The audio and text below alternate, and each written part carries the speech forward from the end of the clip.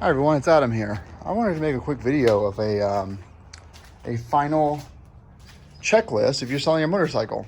Final checklist. This is for me. This is how I always do it. I sell a lot of bikes, and so here we are. It is sale day. The R18 is being sold today. I think I'll be here in 5 minutes.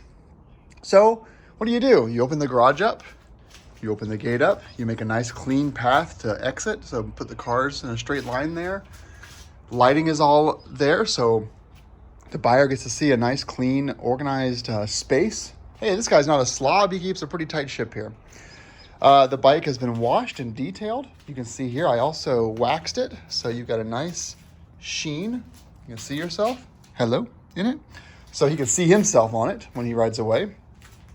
My plate is still on there because he is going to bring a dealer's plate, and we'll put that on there, so I don't want to scratch the bike up at all.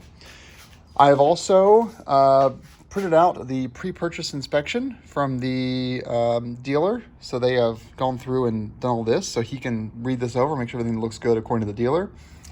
I've also taken it for a test ride where I topped it off with fresh gas. So when I put it into storage, I didn't fill the tank all the way, and now I fill it with fresh gas as of yesterday. I also set both tires to the recommended PSI according to the owner's manual. Speaking of the owner's manual, we have that here.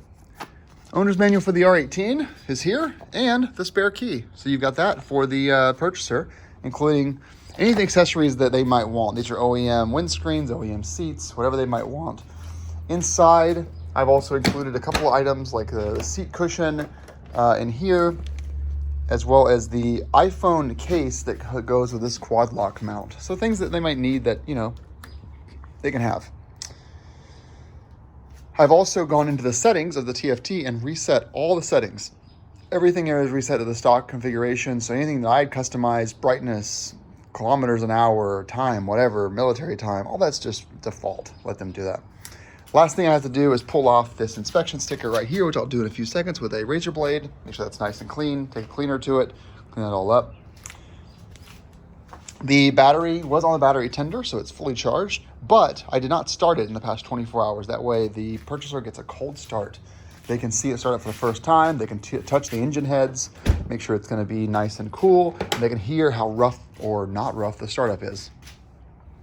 Also, just for display, I have the title ready to sign over to them and the full-size key with first edition on it. Everything's already there for them as well. And then finally, we are going to, I'm going to drive this after they've taken a look at it and they're all good with it. I'm going to drive it over to the My Bank of America location that's open for business right now. I'm going to take their check, go to the teller, have the teller do they're going to call the bank, the issuing bank for that check and verify funds are available.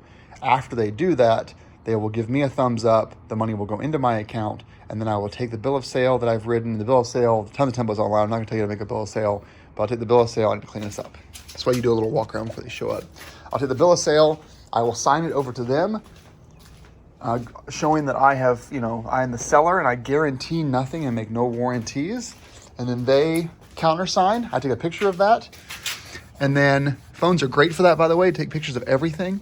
And then I send the title over to them, hand them the keys, and then I offer for them to take one last test ride on the bike to make sure that they're good with it. At this point, by the way, it's their bike. If they drop it, it's their problem. Now, I do keep my insurance on it for 24 hours after they drive away, just for peace of mind. But I also require that they show me proof of insurance. So when he arrives, he's already taken the VIN to Geico or Progressive or Allstate, and he has already insured this bike in his name. If he doesn't make the purchase and goes home, worst case is he spent $4 or something. He can just undo the premium and get that money back. So it's not a big deal to insure a bike for one day that you're not going to buy or you might not buy. But in this case, it's a dealership buying it, so they're going to show up a dealer plate, so they'll be on their insurance. And that is my very quick video on selling a motorcycle with my checklist. Thanks for watching.